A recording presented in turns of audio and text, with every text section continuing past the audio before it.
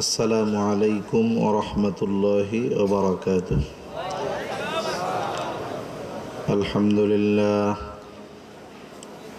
আলহামদুলিল্লাহিল্লাযী হাদানা লিল ইসলাম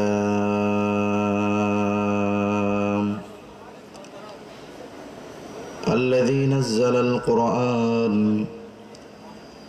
হুদাল লিন-নাসি ওয়া বায়িনাতিন মিনাল হুদা ওয়াল ফুরকান ওয়া খালাকাল ইনসানা ওয়া কাররামাহু ওয়া 'আল্লামাহু মিনাল বায়ানি মা লাম ইয়া'লাম فسبحان الذي لا يحصى امتنانه باللسان ولا بالقلم ونشهد أن لا إله إلا الله وحده لا شريك له ونشهد أن سيدنا وسندنا وحبيبنا وطبيبنا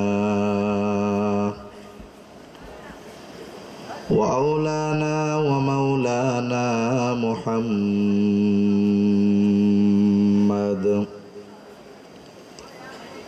صلى الله تعالى عليه وعلى آله وأصحابه وبارك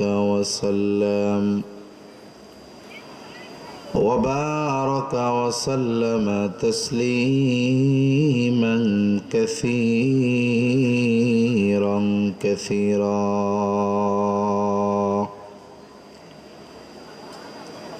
أما بعد فأعوذ بالله من الشيطان الرجيم بسم الله الرحمن الرحيم وما خلقت الجن والإنس إلا ليعبدون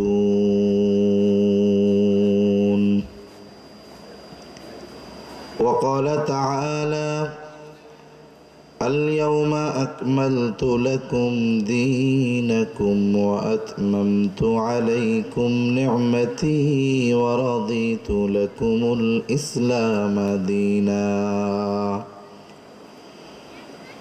وقال رسول الله صلى الله عليه وسلم بني الإسلام على 5 شهادة أن لا إله إلا الله وأن محمد رسول الله وإقام الصلاة وإيتاء الزكاة والحج وصوم رمضان أو كما قال النبي صلى الله عليه وسلم صدق الله العلي العظيم وصدق رسوله النبي الكريم ونحن على ذلك من الشاهدين والشاكرين والحمد لله رب العالمين سبحانك لا علم لنا إلا ما علمتنا إنك أنت العليم الحكيم اللهم صل على محمد وعلى آل محمد كما صليت على إبراهيم وعلى آل إبراهيم إنك حميد مجيد اللهم بارك بارك على محمد وعلى آل محمد كما باركت على إبراهيم وعلى آل إبراهيم إنك حميد مجيد আল্লাহর মহব্বতে আমরা জবান খুলে একটু জিকির করি লা ইলাহা ইল্লাল্লাহ লা ইলাহা ইল্লাল্লাহ লা ইলাহা ইল্লাল্লাহ লা ইলাহা। একটু জবান খুলে জিকির করি আমরা, একটু জবান খুলে লা ইলাহা ইল্লাল্লাহ লা ইলাহা ইল্লাল্লাহ লা ইলাহা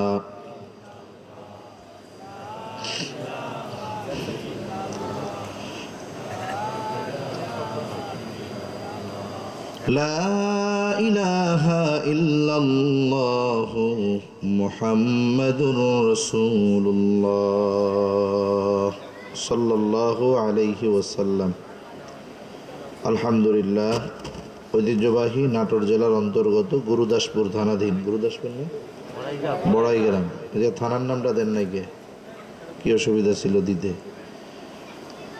বড়াইগ্রাম থানাধীন চামটা দিয়ারপাড়া কবরস্থান হাফেজিয়া কওমি মাদ্রাসা ও ইয়াতিমখানার উন্নতিকল্পে 18তম বার্ষিক তাফসিরুল কোরআন মাহফিলের সম্মানিত শ্রদ্ধেয় সভাপতি আলহাজ ডক্টর মোহাম্মদ আফজাল হোসেন সরকার ও জনাব আলহাজ মোহাম্মদ মাহবুব আলম সরকার, আজকের মাহফিলের প্রধান অতিথি আলহাজ আব্দুল আজিজ সাহেব, সভাপতি গুরুদাসপুর উপজেলা বিএনপি ও সাবেক চেয়ারম্যান গুরুদাসপুর উপজেলা পরিষদ, বিশেষ অতিথিদ্বয় মাওলানা মোহাম্মদ আব্দুল হাকিম সাহেব ও জনাব মোহাম্মদ আবু বকর সিদ্দিক গোপলা, আমন্ত্রিত উলামায়ে কেরাম, সামনে উপস্থিত মুরব্বিয়ানে কেরাম, সমবয়সী যুবক বন্ধু, স্নেহের ছোট ভাই, মাইকের আওয়াজ যত দূরে যায় নিজ নিজ স্থানে অবস্থায়াতে বরকত দিয়ে সুস্থ রেখে দীর্ঘ রাত পর্যন্ত উলামায়ে কেরামের জবান থেকে খুবই গুরুত্বপূর্ণ কথা শ্রবণ করবার,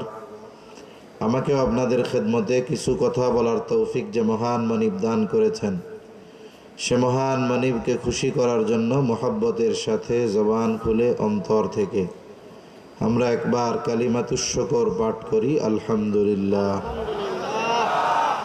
অগণিত দুরুদ ও সালাম সৈয়দুল আম্বিয়া, আশরাফুল আম্বিয়া, খাতামুল আম্বিয়া, ইমামুল মুরসালিন, রহমাতুল্লিল আলামিন মুহাম্মাদুর রাসূলুল্লাহ সাল্লাল্লাহু আলাইহি ওয়াসাল্লামের উপর। আমি আপনাদের খেদমতে পবিত্র কোরআনুল কারীমের 2 জায়গা থেকে তিলাওয়াত করেছি ও রাসূল আকরাম সাল্লাল্লাহু আলাইহি ওয়াসাল্লামের অগণিত হাদিস থেকে একটা হাদিস পাঠ করেছি।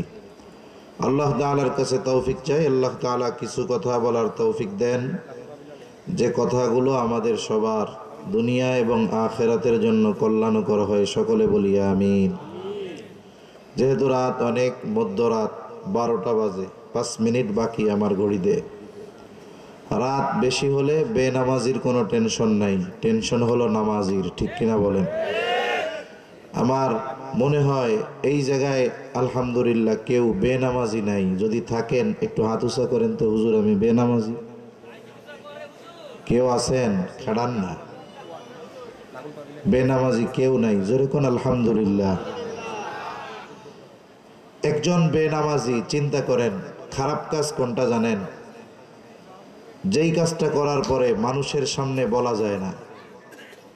বেনামাজি অনেক আছে, আমিও জানি, কিন্তু এই জায়গায় দাঁড়িয়ে বুক ফুলিয়ে বলার মতো সাহস তার নাই যে সে বেনামাজি, ঠিক কিনা বলেন? তার মানে নামাজ না পড়া এটা অতি গর্হিত মন্দ একটি কাজ। তা কমপক্ষে আমরা ধরে নিলাম এখানে বেনামাজি কেউ নাই। কই হুজুর সপ্তাহে একদিন হইলেও তো পড়ি। তাহলে ওই দৃষ্টিকোণ থেকে ধরে দিলাম সকলে নামাজি। তাহলে রাত বেশি হলে টেনশন কার? বলেন বেনামাজির। কার? বেনামাজির টেনশন বেশি। নামাজির টেনশন বেশি, বেনামাজির কোনো টেনশন নাই। এজন্য বেশি রাত করাও উচিত না। আসলে প্রোগ্রামগুলো যদি সারা রাতের হয় এক হিসাব, কিন্তু যদি মধ্যরাত পর্যন্ত হয় চেষ্টা করা 12টার মধ্যে শেষ করে দেওয়া। এরপরেও কর্তৃপক্ষের ইচ্ছা থাকার পরেও মাদ্রাসার অনেক ফর্মালিটি থাকে। আবার শ্রোতা যারা, এনাদেরও একটা অভ্যাস যে আমরা আগে আগে যাবো কেন, 10টার পরে যাবো।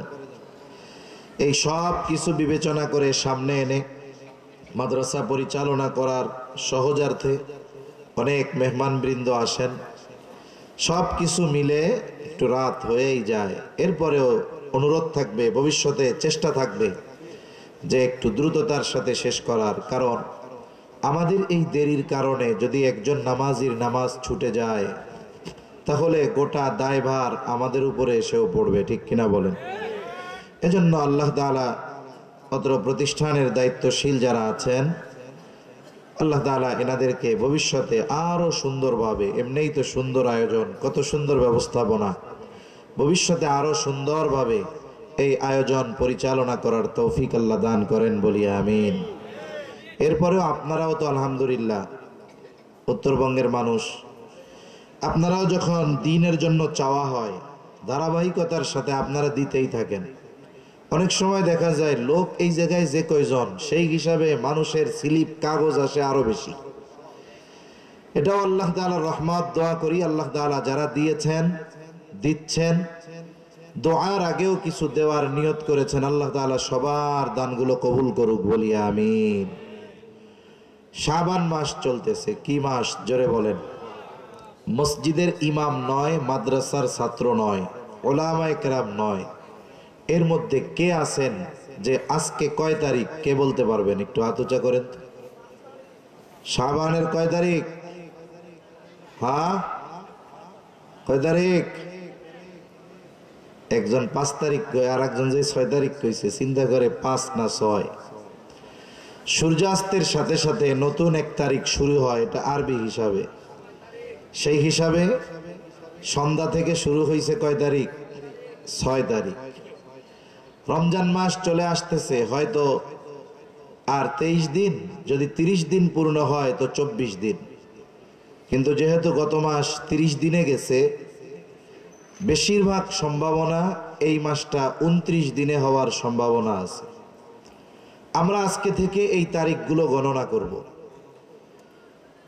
বিশ্বকাপ, ফুটবল, ক্রিকেট, বড় বড় ইভেন্ট যখন হয়, এখন তো আর পত্রিকা লাগে না, এখন তো মোটামুটি মোবাইলেই সব খবর পাওয়া যায়। যখন পত্রিকা পড়তো মানুষ, বেশি পড়তো। বিশ্বকাপ ফুটবলের বাকি আছে 100 দিন, ওই প্রথম পেজের এক কোণার মধ্যে লেখা থাকতো বিশ্বকাপ ফুটবল আর মাত্র 100 দিন। পরের দিন আসতো আর মাত্র 99 দিন। এটাকে বলে ডে কাউন্টিং। এটাকে কি বলে? ডে কাউন্টিং, দিন গণনা। সময় যত নিকটবর্তী হতো, ক্রীড়াপ্রেমী যারা, এদের মধ্যে আবেগ, উত্তেজনা তত বেশি কাজ করত, এখনো করে। দেখেন না, মানুষ দিনের কাজে যত আগ্রহী না হোক, গুনার কাজে অনেক আগ্রহী এবং উচ্ছ্বাস প্রকাশ করে মানুষ। যখন বিশ্বকাপ ফুটবল শুরু হওয়ার আগের থেকে কত প্রস্তুতি, বাড়িতে পতাকা লাগায়। প্রতি বছর আমাদের দেশে 15-20 জনের খবর তো আমরাই শুনি যে বিশ্বকাপ ফুটবলের সময় 15-20 জন মারা গেছে। কেউ পতাকা টাঙাতে গিয়া, কেউ ছাদের থেকে পড়ে, কেউ গাছের থেকে পড়ে, কেউ পতাকা টানাতে গিয়ে কারেন্টের তারের সাথে শক খেয়ে। এই যে মানুষগুলো কত আগ্রহ, উদ্দীপনা নিয়ে এই গুনার কাজটা করার জন্য, দেখার জন্য প্রস্তুতি নেয়। আগের থেকে প্রিয় দলের জার্সি গায়ে দেয়। এই বছর প্রিয় দলের প্রিয় প্লেয়ার কোন চুলের কাটিং দিছে, ওইটাও আবার মাথার মধ্যে কাটিং দেয়। দেয় কি দেয় না? যত সময় কাছায় একজন আর একজনকে কয়, দোস্ত চইলা আইতাছে, আমার তো আর তর সইতাছে না। দেখুন, গুনার কাজে ডে কাউন্টিং এর মাধ্যমে মানুষের মধ্যে এক আবেগ, উত্তেজনাকে জীবিত রাখা হয়। অনুরূপভাবে যেই ব্যক্তিগুলো আসলে আল্লাহ তাআলাকে চায়, গুনাহ মাফ করাতে চায়, বছরের শ্রেষ্ঠ মাস রমজান মাস ইবাদতের সাথে অতিবাহিত করতে চায়, এই মানুষগুলো শাবান মাস শুরু হলেই চাঁদ গণনা শুরু করে দেয়, ঠিক কিনা বলেন? কেন গণনা করে? এই গণনা করলেও সওয়াব, গণনা করলেও কি? ইসলামে কাজগুলো যদি শুধু ইসলামের নিয়ম অনুযায়ী করা হয়, আপনি তারিখ গুনবেন তাও সওয়াব। বলে কেন? قال رسول الله صلى الله عليه وسلم احصوا هلال شعبان لرمضان। নবীজি সাল্লাল্লাহু আলাইহি ওয়াসাল্লাম বলেন, তোমরা শাবানের চাঁদ গণনা করো, তার মানে শাবানের তারিখ গণনা করো, লিরমাদান, রমজানের জন্য তথা রমজানের প্রস্তুতি নেওয়ার জন্য। তার মানে মুহাদ্দিসিনে কেরাম বলেন, উলামায়ে কেরাম বলেন, যারা শাবানের চাঁদ গণনা করবে রমজানের প্রস্তুতি স্বরূপ, বলে তাদের এই চাঁদ গণনার কারণে তাদের আমলনামায় সওয়াব লেখা হয়ে যাবে। তাহলে আজ সূর্যাস্তের পরে কয় তারিখ হইছে? জোরে কোন? 6 তারিখ। প্রতিদিন সন্ধ্যায় হিসাব করব, আজকে 7 তারিখ, আজকে 8 তারিখ। যেই দিন 29 তারিখ শেষ হবে, 29 তারিখ যেদিন শেষ হবে, সূর্যাস্তের পরে হতে পারে রমজানের 1 তারিখ, হতে পারে 30 তারিখ। ওই দিন আমরা কি করব? খোলা ময়দানে গিয়ে চাঁদ দেখতে যাব। ইনশাল্লাহ যাব তো? শুনেন, আমরা শহরের মানুষ, এটা আমাদের নসিবে হয় না, আমরা ইচ্ছা থাকলেও দেখতে পারি না। স্বাভাবিকভাবে শহরের আকাশ, ওইখানে বায়ু দূষণ থাকে বেশি, আকাশে ময়লা থাকে বেশি। আর আপনারা গ্রামের মানুষ, একটু খোলা জায়গায় গিয়ে যদি একটু সামনে তাকান, আপনি যদি চাঁদটা দেখেন, এই চাঁদ দেখার নির্দেশ দিয়েছেন কে? রাসূলুল্লাহ সাল্লাল্লাহু আলাইহি ওয়াসাল্লাম। এজন্য আমরা শাবানের 29 তারিখ যেদিন শেষ হবে, ওই দিন খোলা ময়দানে চাঁদ দেখবো তো ইনশাআল্লাহ। এগুলো মরা সুন্নাত হয়ে যাচ্ছে, কারণ এখন আমরা চাঁদ খুঁজি ফেসবুকের মধ্যে। সন্ধ্যার পরে ফেসবুকে দেখবে, আর যদি বিদেশে আত্মীয় স্বজন থাকে আগের দিনই ফোন লাগাবে, তো দেশে চাঁদ দেখা গেছে নি, তাইলে আমাদের দেশে কালকে দেখা যাইব, গ্যারান্টি, কোনো সন্দেহ নেই, ঠিক কিনা কোন? ওই যে যেমন কিছু ছাত্র আছে না, ও দাড়ি কমা কই দিবে পরীক্ষার হলে, এইটাও পাশেরটার থেকে দেখা দেখা নকল করে কয়, নকল করে লেখা আছে না নাই? আমাদের বাংলাদেশের অবস্থা হয়ে গেছে এরকম। আমরা এখন সৌদি আরব খোঁজ নেই যে তোমাকে আজকে চাঁদ দেখা গেছে। ওরা যদি বলে দেখা গেছে, তাইলে আমরা নিশ্চিত কাল দেখা গেলেও রোজা, না দেখা গেলেও রোজা। এই অভ্যাসটার মধ্যে যাব না ইনশাআল্লাহ। তাহলে এই শাবান মাস কেন্দ্রিক প্রথম আমল, আমরা প্রতিদিন তারিখ গণনা করব তো ইনশাআল্লাহ। 2 নাম্বার, 29 তারিখ যখন শেষ হবে, খোলা ময়দানে চাঁদ দেখতে যাব। 3 নাম্বার কাজ কি করব? কারণ আমরা গোলাম কার? জোরে বলেন, কার? আল্লাহর গোলাম। আমরা আমাদের হায়াতটাকে দুনিয়ার কাজের মধ্যেও ইবাদত কিভাবে করা যায়, এটাই প্রচেষ্টা করব। শাবান মাস এমন এক মাস, নবীজি সাল্লাল্লাহু আলাইহি ওয়াসাল্লামকে জিজ্ঞাসা করা হলো, ইয়া রাসূলুল্লাহ সাল্লাল্লাহু আলাইহি ওয়াসাল্লাম, রমজান মাস ব্যতীত আপনাকে কোনো মাসে এত পরিমাণ, শাবান মাস ব্যতীত আপনাকে কোনো মাসে এত পরিমাণ রোজা রাখতে আমি দেখি নাই। রমজান মাস তো ভিন্ন, এ মাসে তো রোজা রাখা ফরজ। এই মাসটা ব্যতীত শাবান মাসে আপনি সবচাইতে বেশি রোজা রাখেন, আপনাকে শাবান মাসের চাইতে অন্য কোনো মাসে বেশি রোজা রাখতে আর দেখি নাই। নবীজি সাল্লাল্লাহু আলাইহি ওয়াসাল্লাম বলেন, শাবান মাস এমন এক মাস, যেই মাসের ব্যাপারে অধিকাংশ মানুষ উদাসীন, গাফেল। নবীজি সাল্লাল্লাহু আলাইহি ওয়াসাল্লাম বলেন, শাবান মাস হলো রজব এবং রমজান, এই 2 মাসের মধ্যবর্তী মাস। বলে এই মাস হলো এমন এক মাস, যেই মাসের ব্যাপারে অধিকাংশ মানুষ গাফেল। নবীজি বলেন, এই মাসে প্রত্যেকটা দিন বান্দার আমল আল্লাহর সামনে পেশ করা হয়। হাদিসের মধ্যে পাওয়া যায়, রাসূল আকরাম সাল্লাল্লাহু আলাইহি ওয়াসাল্লাম সোম এবং বৃহস্পতিবার রোজা রাখতেন।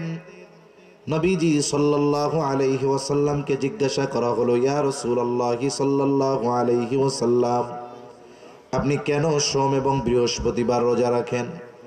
নবীজি বললেন সোমবার রোজা রাখার কারণ হলো, কারণ এই দিন আল্লাহ তাআলা আমাকে দুনিয়াতে পাঠিয়েছে। আল্লাহ তাআলার নিয়ামতের কৃতজ্ঞতা স্বরূপ সোমবার রোজা রাখি।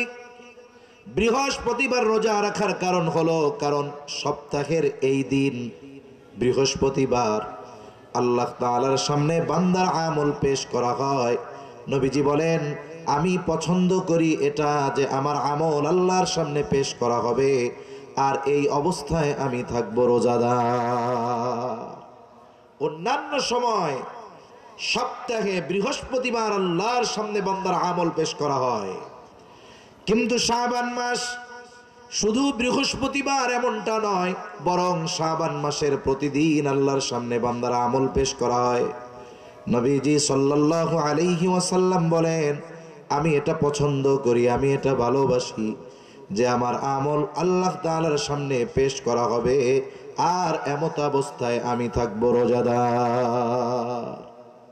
এজন্য আমরা শাবান মাসে বেশি বেশি রোজা রাখার চেষ্টা করব, আল্লাহ তৌফিক দান করেন।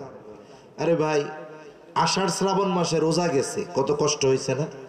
আস্তে আস্তে আবার রোজা ঠান্ডার মধ্যে আসতেছে, একেবারে সার্কেলিং করে 36 বছর পরে আবার নিজ জায়গায় ফিরে আসবে। প্রতি বছর 10 দিন করে করে কমতে থাকে, কারণ ইংরেজি তারিখগুলোর সাথে আরবি তারিখের ব্যবধান হয় 10 থেকে 11 দিন।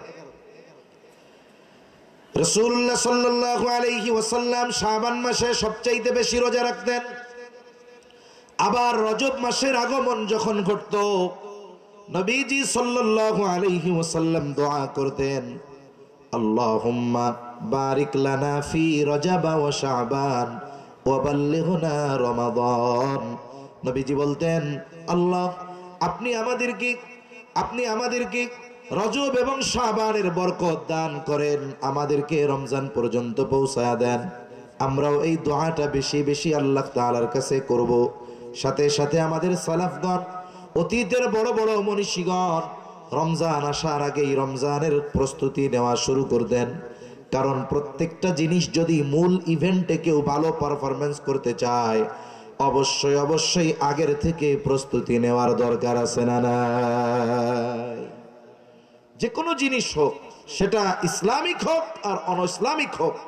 মনে করেন একজন শিল্পী গান গাবে প্রতিযোগিতায়, গানই দল না, হঠাৎ করে গিয়ে যদি তারে গান গাইতে দেওয়া হয়, ও হয়তো গানের সুর তাল লয় সব হারায় ফেলবে। কিন্তু এই সুর তাল লয় ঠিক রাখার জন্য সে অনুষ্ঠানে গান গাইবে 10 মিনিট বা 5 মিনিট। এই 5 মিনিট ভালো করার জন্য সে 5000 মিনিট প্র্যাকটিস করে, ঠিক কিনা কন? কোরআন তিলাওয়াত করে কারি সাহেব, এটাকে বারবার প্র্যাকটিস করে। ইসলামী সঙ্গীতের প্রতিযোগিতা হবে বলে, ওখানে ওটা বারবার সে প্র্যাকটিস করে। এই যে ফুটবল খেলে, ক্রিকেট খেলে, হঠাৎ করে একটা প্লেয়ার মাঠে নেমে যায় না, বলে আগের থেকে প্র্যাকটিস করে। বলে যেই কাজে সে আগের থেকে অভ্যস্ত থাকে, প্রস্তুতি থাকে, বলে ওই কাজটা সে মূল জায়গায় গিয়ে সহজে এবং সুন্দরভাবে করতে পারে। আমাদের দেশের মানুষ শাবান মাসের 29 তারিখ পর্যন্ত একেবারে একটাও রোজা রাখবে না সারা বছর। এইবার রোজার দিন থেকে রোজা শুরু করবে। প্রথম 10 দিন মোটামুটি রোজা রাখতে ওনার অবস্থা খারাপ। জোহরের নামাজের পরপরই মসজিদের মধ্যে শুইয়া একবার ওই পড়ে যায়, একবার ওই পড়ে যায়। কি হয়েছে রে ভাই? কই ভাই কই না, রোজায় ধরছে। রোজার কি হাত পা আছে নাকি? ধরলো কেমনে? বলে শুনেন, গোটা বছর রোজা যেহেতু রাখে নাই, এই পাকস্থলী আমরা দৈনিক যেই সময়ে খাবার খাই, ও একেবারে যথা সময়ে গিয়ে দেখবেন ওই সময় আমাদের খিদা লাগে। যেই ব্যক্তি প্রতিদিন সকাল 9টায় নাস্তা করে, দুপুর 2টায় দুপুরের খাবার খায়, রাত 8টা বা 9টায় রাত্রের খাবার খায়, দেখবেন প্রতিদিন ওই সময়টাতে তার খিদা লাগে। আবার প্র্যাকটিস করবেন, দুপুরবেলা 2টায় খান, খিদা লাগছে, আপনি 1 ঘন্টা 1.5 ঘন্টা দেরি করেন, জোর করে যদি না খান, দেখবেন কিছু সময় পরে খিদেটা মিটে যায়, ঠিক কিনা বলেন? আবার গিয়ে রাত 9টার সময়ও মুখ খুলবে। এই যে সারা বছর একটা নিয়মতান্ত্রিকতার সাথে আপনি আপনার পাকস্থলীর মুখ খোলারে অভ্যস্ত করছেন, এটা কি 2-4-10 দিনে পরিবর্তন হবে? এই যে পাকস্থলীর মুখ হা করার সময় পরিবর্তনে অভ্যস্ত হতে 2-4-10 দিন লেগে যায়। কারণ আপনি সাহারি খান কখন? একবারে সুবহে সাদিকের পূর্বে ওই যে খান আর খান গিয়ে সন্ধ্যার সময় আজান দিলে। সারা বছর খাইছেন সকাল 9টায়, দুপুর 2টায়, রাত 9টায়। এখন ও সকাল 9টায় হা করে দেখে কিরে খাওয়ান টাউন দেয় নাকি, ওই যে একটু কষ্ট লাগে। আবার 2টার সময় আবার হা করে, এই জোহরের পরে এবার খাওয়ান টাউন দেয় না কেন।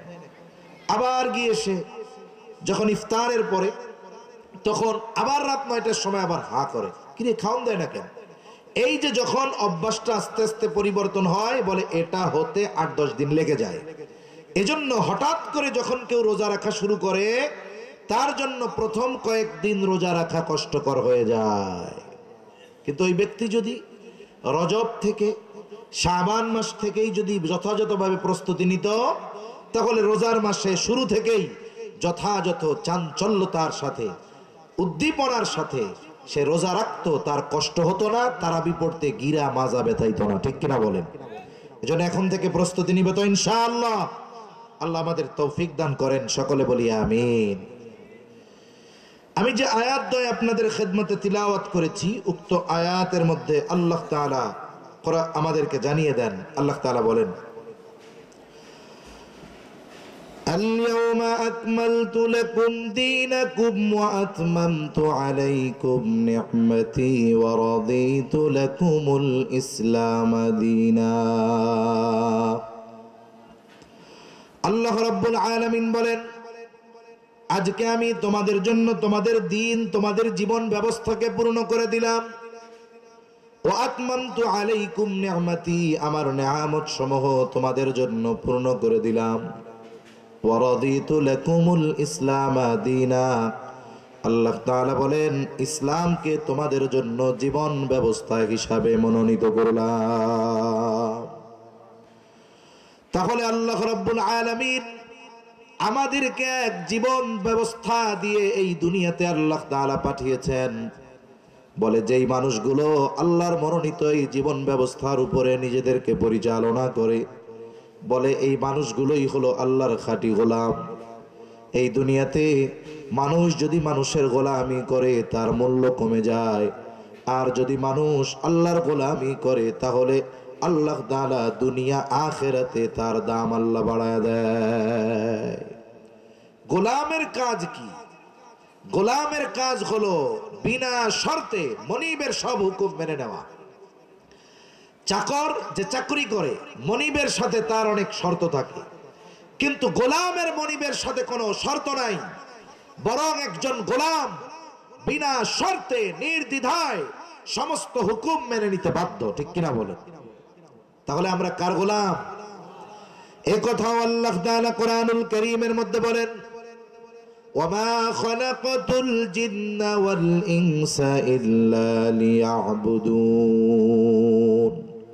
আল্লাহ তাআলা বলেন আমি মানুষ এবং জিনকে শুধুমাত্র আমার ইবাদতের জন্যই সৃষ্টি করেছি, আমার দাসত্বের জন্য সৃষ্টি করেছি।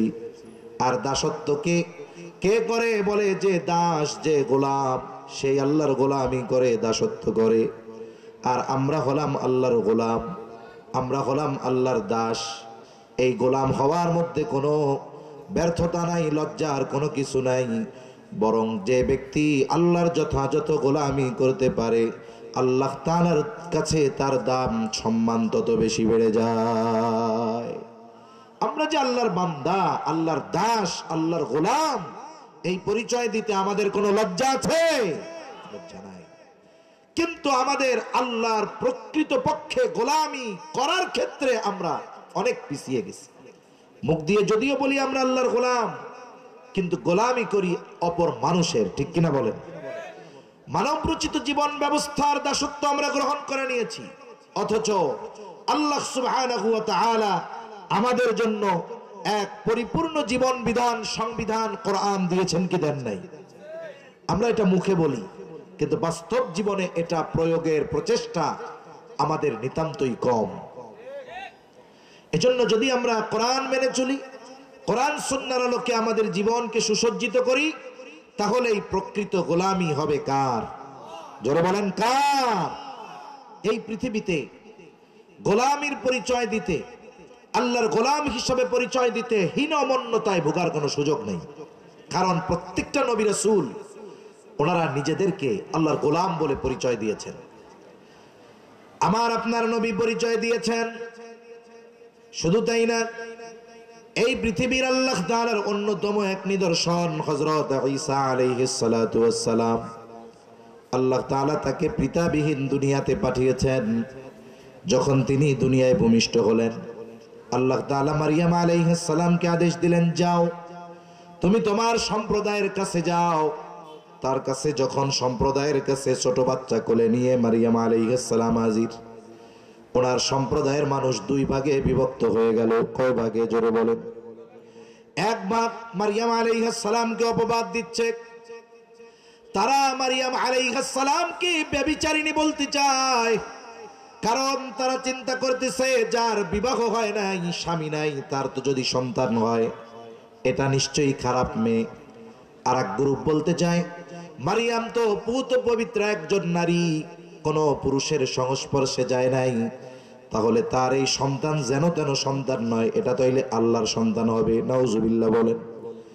আল্লাহ তাআলা কোরআনুল কারীমের মধ্যে ওই খ্রিস্টান যারা ঈসা আলাইহিস সালামকে আল্লাহর সন্তান বলে তাদের কথা জানায় দেয়া বলেন, ওয়াকালাতিন নাসারাল মাসীহু ইবনুল্লাহ। একদল বলে ঈসা আলাইহিস সালাম আল্লাহর সন্তান, আর ইহুদিরা মারিয়াম আলাইহিস সালামকে অপবাদ দিচ্ছে। এই দুইটা গ্রুপ হয়ে গেল। কি বলতেছে তারা মারিয়াম আলাইহিস সালামকে? তারা বলতেছে, ইয়া উখতা হারুন আবুকি ইমরাআ সাউইন ওয়া মা কানাত উম্মুকি বাগিয়া।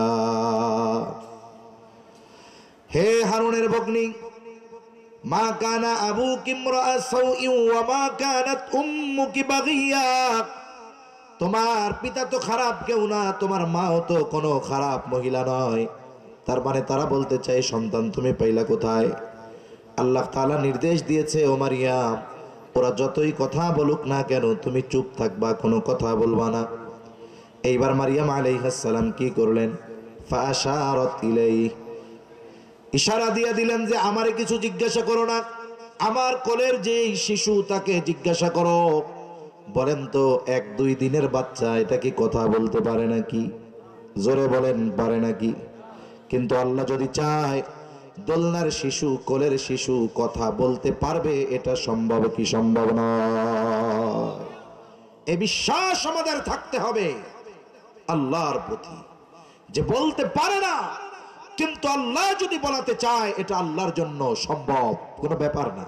কোনো কি না? জোরে বলেন, ব্যাপার না। ঘুম আসতেছে আপনাদের? তাকবীর দেন, নারায়ে তাকবীর। আরো জোরে, নারায়ে তাকবীর। মাশাআল্লাহ। পাশে পাশে কেউ ঘুমন্ত থাকলে এটা উঠে যাবো গা। মারিয়াম আলাইহিস সালাম ইশারা দিয়ে দিলেন, ফাশারাত ইলাই, আমারে কিছু জিজ্ঞাসা করো না, একে জিজ্ঞাসা করো। এইবার তারা বলে, ক্বালু কাইফা নুকাল্লিমু মান কানা ফিল মাখদি সাবিয়া। আরে এই দুগ্ধপোষ্য শিশু, দোলনার শিশু, এ কিভাবে কথা বলবে? আরে দেখেন, যখন ইব্রাহিম আলাইহিস সালামের কাছে ফেরেশতারা আসছে, কওমে লূত আলাইহিস সালামের যেই অবাধ্য উম্মত, তাদের পাপের কারণে শাস্তি দেওয়ার জন্য ইব্রাহিম আলাইহিস সালামকে একটা সন্তানের সুসংবাদ দিয়েছে। অনেক সময় দেখবেন স্বামীর কাছে যদি কোনো মেহমান আসে, এবার মহিলা যদিও ওই মজলিসের মধ্যে থাকে না, কিন্তু জানালার ফাঁক দিয়া, বেড়ার ফাঁক দিয়া কান লাগায় লাগায় শুনে স্বামীর সাথে কি কথা কয়। শোনে কি শোনে না? ইব্রাহিম আলাইহিস সালামের স্ত্রী, উনিও বেড়ার পাশে দাঁড়িয়ে দাঁড়িয়ে শুনতেছেন ওই মেহমান বৃন্দ কোন কথা বলে। যখন সন্তানের সুসংবাদ দিলেন, এইবার ইব্রাহিম আলাইহিস সালামের স্ত্রী বলতেছে, হায় রে, আমি তো আজেজ, আমি তো অক্ষম, আমার তো কোনো সন্তান টন্তান হবে না। ফেরেশতারা জবাব দিল, কিভাবে হবে? বলেন, বরং বলেন আল্লাহ তাআলা যেভাবে চায় সেভাবেই হবে। আরে আপনি সন্তান ধারণে অক্ষম হন, তাতে কি? আল্লাহ যদি চায় আপনাকে সক্ষম বানাতে পারবেন কি পারবেন না? পারবেন। এই পৃথিবীর কত নজির আছে এরকম। আমাদের দেশে অনেকের ঘটনা এরকম আছে, সারা দেশ সহ পৃথিবীর বিভিন্ন প্রান্তে চিকিৎসা নিয়েছে, যে বাচ্চা হয় না, স্বামী স্ত্রী দুইজনের অসুবিধা। পৃথিবীর সব ডাক্তার এক রিপোর্ট যে সম্ভব না, ইম্পসিবল, অসম্ভব। এরা দুনিয়ার সব ডাক্তারের দরবার ছেড়ে এক আল্লাহর দরবারে চলে গেছে, যেই ডাক্তারের উপরে আর কোন ডাক্তার নাই। আল্লাহর কাছে বলছে, আবেগ নিয়ে, দরদ নিয়ে, হয়তো ম্যাচিং হয়ে গেছে, দোয়া কবুলের সময় হয়তো পেয়ে গেছে, দোয়া কবুলের শর্তগুলাও তাদের মধ্যে হয়তো পাওয়া গেছে, আল্লাহ দোয়া কবুল করছে। দেখা গেল বছর না ঘুরতেই আল্লাহ তাআলা তাদের কোলে, আল্লাহ তাআলা পূর্ণিমার চাঁদের চাইতেও সুন্দর সন্তান আল্লাহ দান করে দিছে।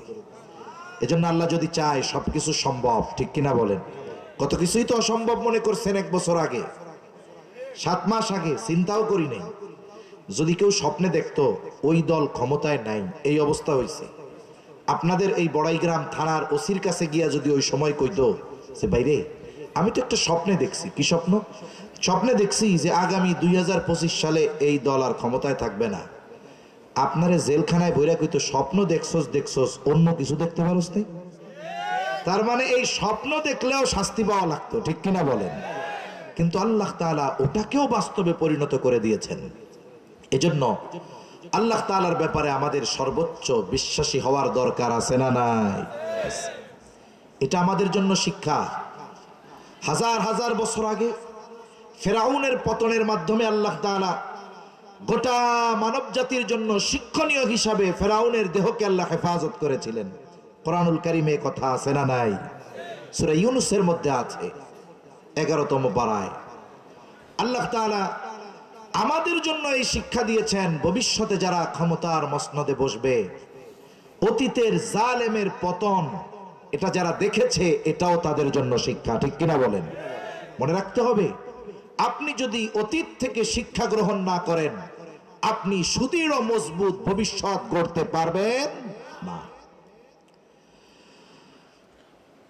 ইশারা দিয়ে দিলেন, এরা বলতেছে ক্বালু কাইফা নুকাল্লিমু মান কানা ফিল মাহদি সাবিয়া, আরে এই দোলনার শিশু কিভাবে কথা বলবে? আল্লাহ তাআলা ঈসা আলাইহিস সালামের জবান খুলে দিলেন, দুই পক্ষের জবাবই দিয়ে দিলেন। এক পক্ষ বলতে চায় মারিয়াম ব্যভিচারিণী, আর এক পক্ষ বলতে চায় আল্লাহর সন্তান। আর ঈসা আলাইহিস সালাম প্রথমেই তার পরিচয় দিলেন, ক্বালা ইন্নী আবদুল্লাহ আতানিয়াল কিতাবা ওয়া জাআলানি নাবিয়্যা। বলেন আল্লাহু আকবার। ঈসা আলাইহিস সালাম বলেন, ইন্নী আবদুল্লাহ, আমাকে তোমরা আল্লাহর সন্তান বলো না, আমার মাকে অপবাদ দিও না, আমি আল্লাহর বান্দা, আল্লাহর গোলাম। আতানিয়াল কিতাবা ওয়া